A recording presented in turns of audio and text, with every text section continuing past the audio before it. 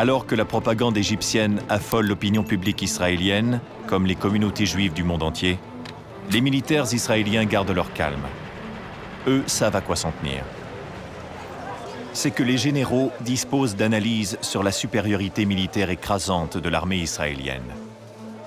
Ces analyses sont gardées secrètes et le public israélien ne les découvrira que des années après la guerre.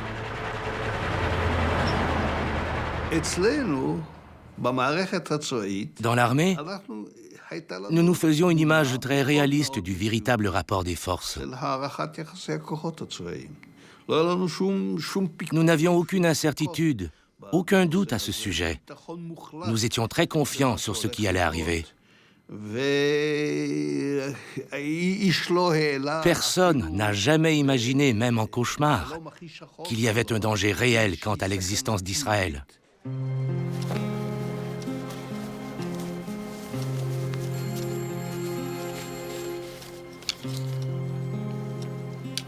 Lévi Eshkol se trouve ainsi pris entre deux feux.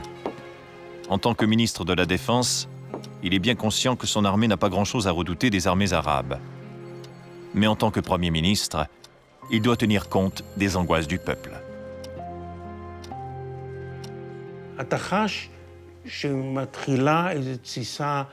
On sent une inquiétude grandissante dans le public à l'encontre d'Eshkol et de sa direction. Cette obstination à remettre ses décisions de jour en jour. Et la pression se fait de plus en plus grande. Donnez-nous un général, donnez-nous un général, donnez-nous un chef militaire.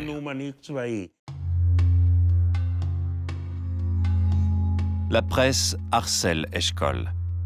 Les caricatures le présentent en chef indécis, brutalisé par l'ennemi pendant son sommeil.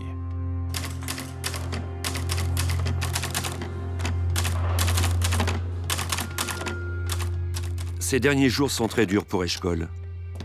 Même ses amis les plus proches dans son propre parti exigent qu'il lâche le ministère de la Défense. Il ne comprend pas pourquoi. Il demande qu'ai-je donc fait pour être traité ainsi. Il se souvient que personne n'a jamais pu lui reprocher de mettre à mal les capacités de défense du pays. La pression est de plus en plus forte. Il est toujours plus isolé en Israël.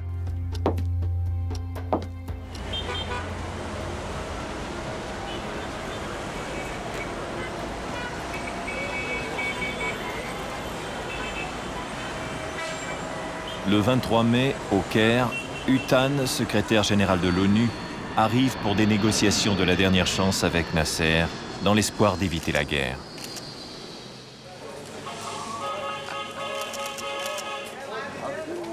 Nasser, Utan et le général Riki, commandant des forces de l'ONU en Égypte, ne parviennent à aucun résultat. Cependant, les visiteurs de Nasser comprennent mieux à quoi Nasser doit faire face. Après les photos de presse, Nasser invite les deux hommes à un dîner privé.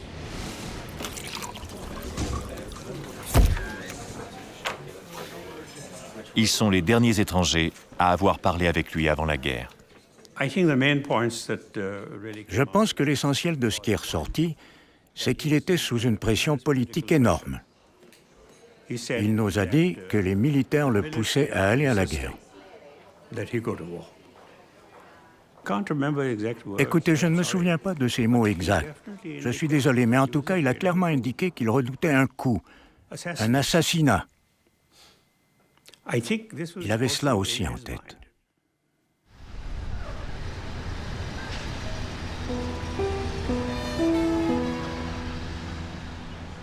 Nasser est face à un précipice.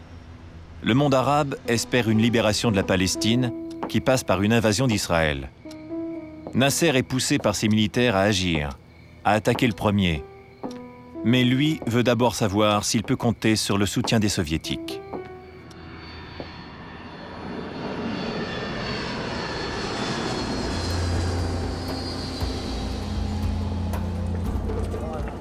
Nasser envoie Shams Badran, son ministre de la Défense, à Moscou. Le président égyptien connaît la réticence des Soviétiques à une première frappe par l'Égypte. Si les Soviétiques confirment leur refus, Nasser aura de bons arguments pour temporiser.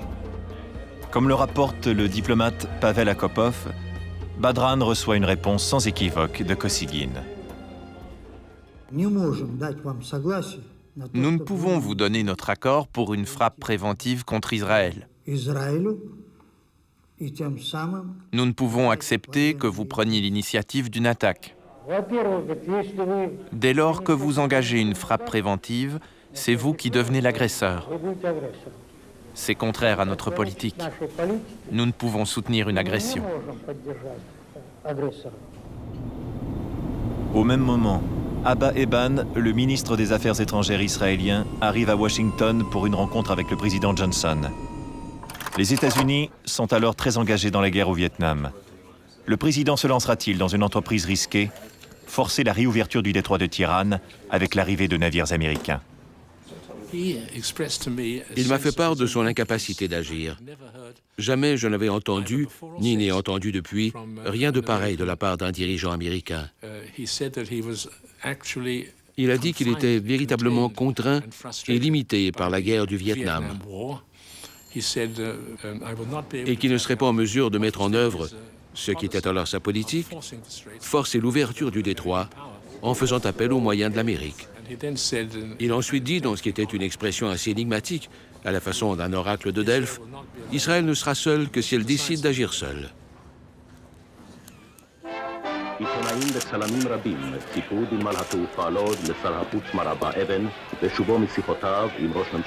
Le message qu'apporte Abba Eban ne peut guère aider Eshkol face à ses généraux.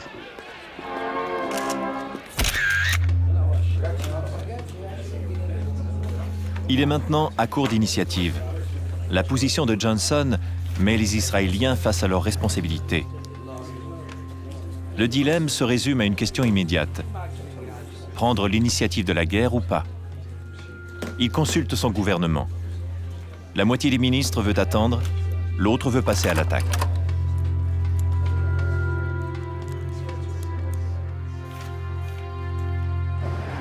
Eshkol subit aussi le siège de son opposition. Sous ses fenêtres, des manifestants exigent qu'il se fasse remplacer au ministère de la Défense par Moshe Dayan, un général, lui.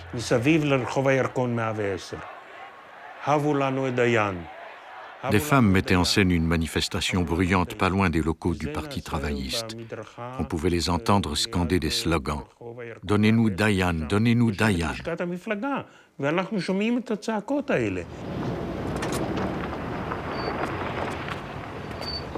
Faire entrer au gouvernement le général Dayan devient le thème central des discussions politiques. Dayan, le héros de 1956 au ministère de la Défense, voilà qui paraît être une réponse rassurante pour l'opinion publique. Nous avons essayé de défendre Eshkol, mais on est arrivé à un point de non-retour où la population et les membres du parti voulaient sa tête.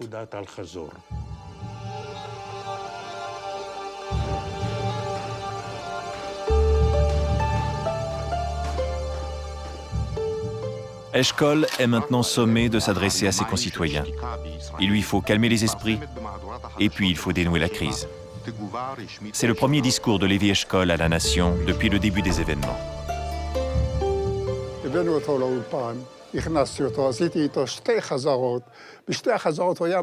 Nous l'avons emmené au studio et j'ai organisé avec lui 2 répétitions. Il était très bon, cohérent, à l'aise.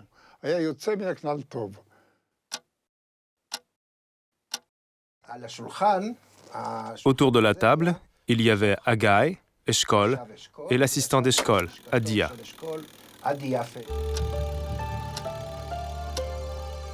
C'est le moment du direct.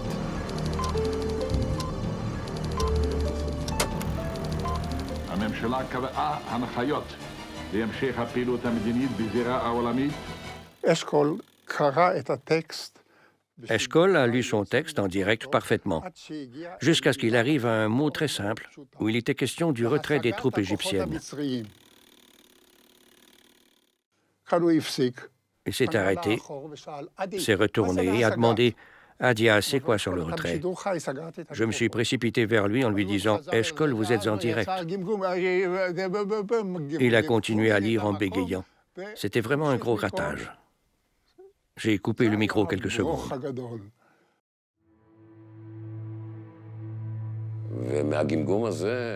L'homme qui est censé être le commandant en chef des armées arrive et bégaie. Et dans toute l'histoire de la race humaine, on a du mal à imaginer qu'un simple bégaiement conduise à un scandale national.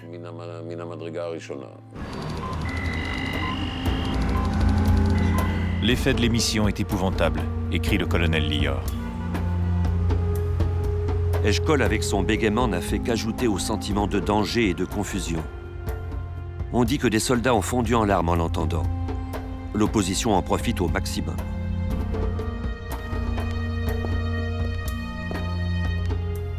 La journée n'est pas terminée. Eshkol doit rencontrer l'état-major pour s'expliquer. Lior appelle cette soirée « la nuit des généraux ». À vrai dire, au quartier général, il fait toujours nuit, même de jour. Il n'y a que des néons pour éclairer le visage des généraux. Les généraux affirment qu'Israël est en train de perdre sa capacité de dissuasion en laissant sans réponse le défi de Nasser.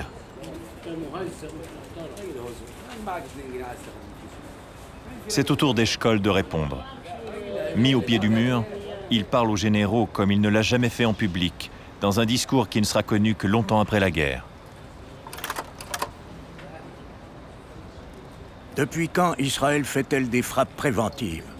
Je n'accepte pas l'argument selon lequel il faut aller à la guerre du seul fait que l'armée égyptienne est en position d'attente dans le désert.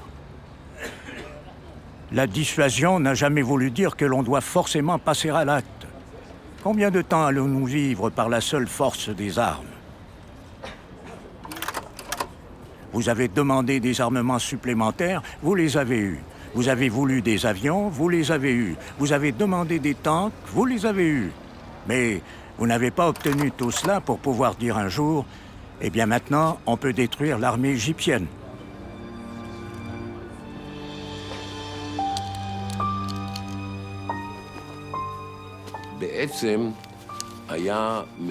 Cela a été un putsch tranquille de l'état-major. Jusqu'à quel point Eshkol aurait-il pu retarder encore la décision? Il essayait toujours.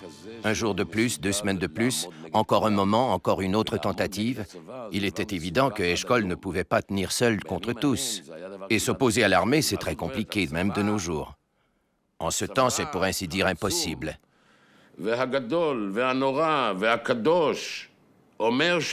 Comment osait-il?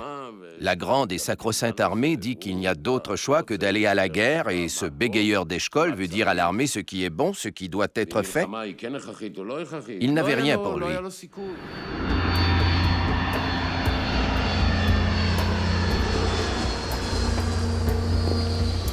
Coup de théâtre.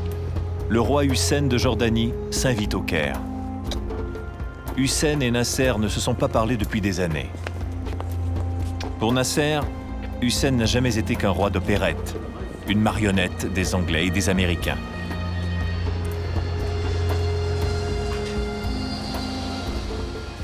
Quelques jours auparavant, le roi Hussein a confié à des diplomates occidentaux « La fermeture du détroit de Tiran est une folie. Cela ne peut que conduire à une catastrophe. Les Arabes ne sont pas prêts pour la guerre. » Et voilà que Hussein arrive au Caire pour s'allier à l'Égypte de Nasser. Je pense que Feu le roi estimait qu'Israël se préparait à la guerre, que la guerre était imminente. Il était totalement convaincu que le but d'Israël était la conquête de la rive ouest du Jourdain et de Jérusalem, pas du Sinaï, des hauteurs du Golan ou encore d'un autre front. Il avait besoin de fortifier le front jordanien en faisant un maillon d'un front arabe uni. Le roi Hussein pensait que pour défendre la Cisjordanie, il avait besoin de soutien arabe. Ces soutiens arabes manqueraient d'ardeur, à moins de se raccommoder avec Nasser, qui était bien entendu perçu par les masses arabes comme le grand leader. En s'alliant à Nasser, Hussein espère bien faire d'une pierre deux coups. Protéger son pays contre une invasion israélienne et se mettre en accord avec sa population, à moitié composée de Palestiniens. C'est Hussein lui-même qui propose qu'un général égyptien vienne prendre le commandement de l'armée jordanienne. C'est comme si j'occupais la Jordanie sans y mettre un seul soldat, dira Nasser.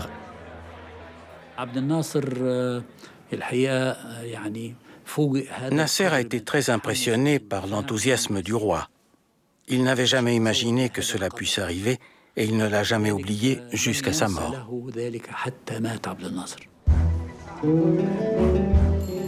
Il y a maintenant un troisième front arabe, en plus de l'Égypte et la Syrie.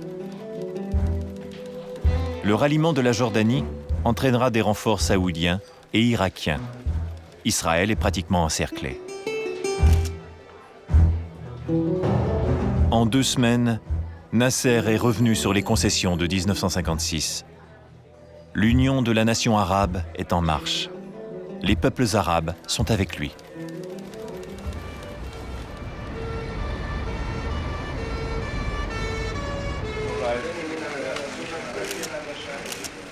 Lévi Eshkol ne peut plus résister à la pression de l'opinion et des généraux.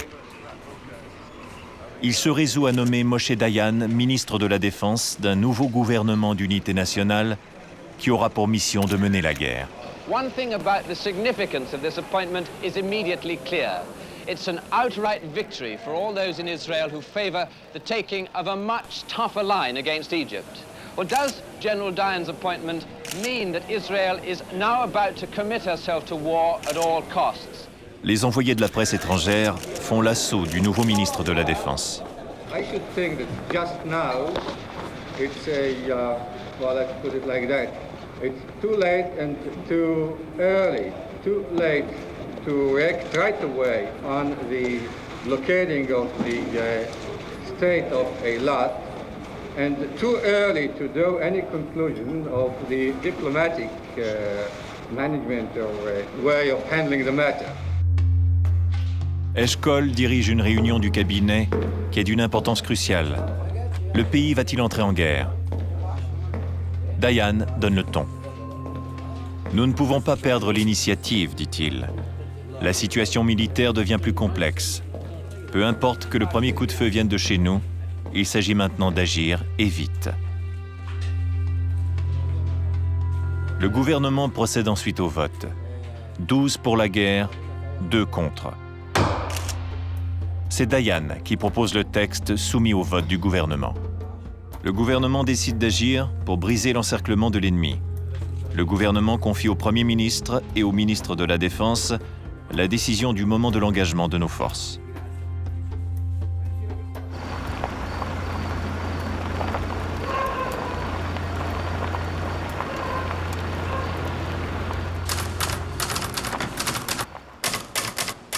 Ça y est, tout est dit, écrit Lior. On ne peut plus revenir en arrière. La décision est prise. Je suis allongé. Je me rappelle de tout ce qui est arrivé depuis ce moment où nous étions tous sur le balcon du bureau du Premier ministre, à la veille de la fête nationale. Je pense à Eshkol. En 3 semaines, il a enduré des pressions inimaginables venues de l'étranger comme d'ici. Il lui a fallu endurer une injustice incroyable. Mais cette nuit, il n'y a plus de place pour les sentiments. 6 heures du matin. Appel du quartier général. Une page est tournée. C'est une belle matinée d'été, mais dans 1 heure, ce sera la guerre.